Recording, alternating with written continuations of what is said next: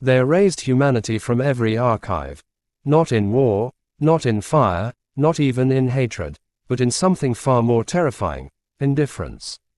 The galaxy did not destroy Earth, it simply stopped remembering it existed, and when memory fades in a civilization spanning thousands of worlds, existence itself begins to vanish.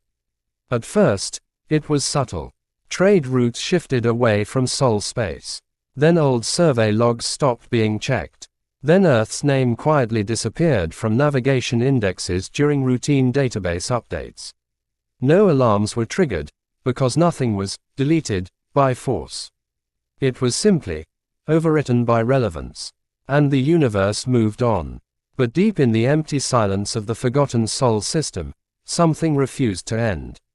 A signal still pulsed every 73 seconds. This is Earth, we are still here. No one answered it, not because they ignored it, but because no one remembered what Earth meant anymore. On Earth, time did not break. It decayed. Cities that once touched the sky collapsed under centuries of dust storms. Highways became rivers of rust and soil. Oceans crept inland like patient reclaimers of forgotten land. Forests grew through glass towers and concrete bones until the planet no longer looked abandoned, only reclaimed. Yet beneath it all, something still resisted extinction. Deep underground, beneath layers of broken infrastructure and collapsed civilization, a bunker still breathed power from failing reactors and stubborn engineering. Systems that should have died long ago kept restarting themselves like they refused to accept their own ending. Inside that bunker lived a man.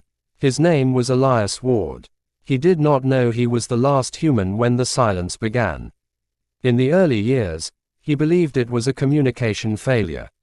Systems break, networks fail, satellites drift. That was normal. So he waited, and he fixed things. He repaired transmitters with scavenged parts.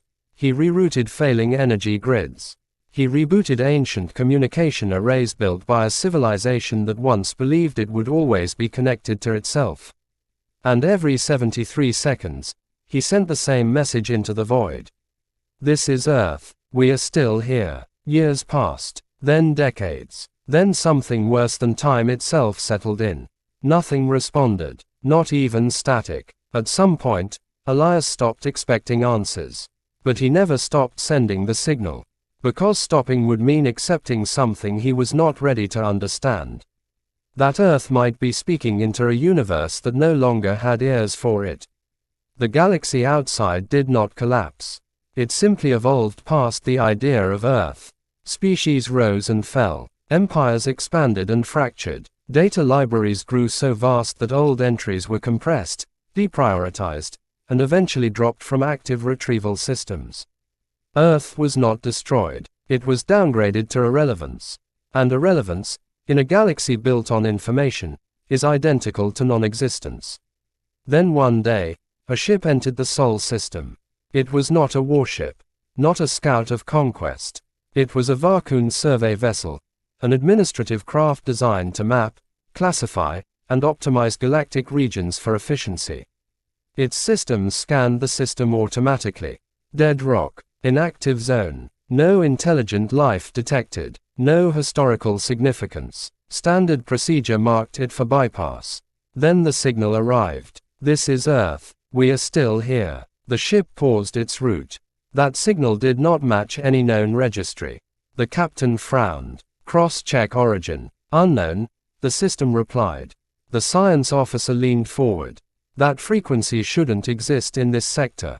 There are no registered civilizations here. But the signal repeated again. This is Earth, we are still here. And for the first time in centuries, the ship changed course. They followed the signal downward. Through atmosphere that had become wild and untamed. Through ruins swallowed by earth and time. Through broken cities that no longer had names. Until they found a structure that should not have survived. A sealed entrance buried beneath layers of collapsed civilization. And yet, it was active. The door opened. Light spilled out. And inside, the bunker was alive. Not clean, not modern, but functioning. Held together by maintenance routines repeated for centuries. At the center of it all stood Elias Ward. Old, weathered, surrounded by machines older than memory itself. But alive. The alien crew hesitated. This was not supposed to happen. The captain stepped forward carefully. Are you the occupant of this facility? Elias looked at them as if he had rehearsed this moment in his mind for 1,000 years. You're late, he said simply. Silence followed. The science officer scanned him immediately. Biological match. Unknown species. No registry. No classification. This is impossible. The captain narrowed his eyes. Where is your species? Elias glanced toward the flickering console behind him. I've been trying to tell you, he said quietly. For a long time. A pause. I'm still here. The crew did not understand at first. Because in their records, Earth was not marked as destroyed. It was marked as absent. And absence does not require investigation. Only Elias understood the truth fully. Humanity had not been erased by force. It had been erased by forgetting. And forgetting does not leave ruins behind. It leaves silence that thinks it is normal. Then the bunker changed. Because Elias was not just surviving inside it. He was maintaining something. The signal was not just communication. It was a lock, a trigger, a confirmation key. And the moment alien systems interfaced with Earth's core network, something ancient responded. Far beneath the planet's crust, dormant systems awakened. Not alarms, not warnings, but infrastructure. Across the solar system, buried human constructs that had been waiting without decay suddenly activated. Orbital platforms that had drifted for centuries corrected their positions.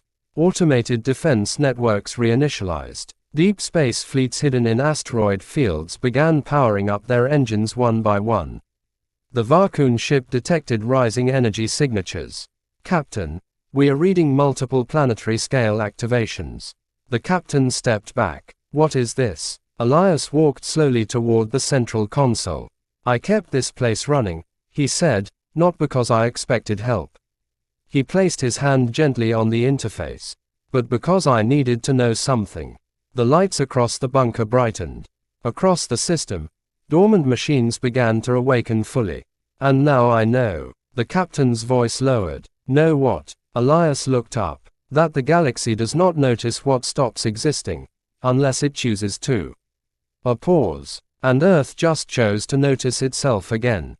The Varkun crew attempted emergency communication.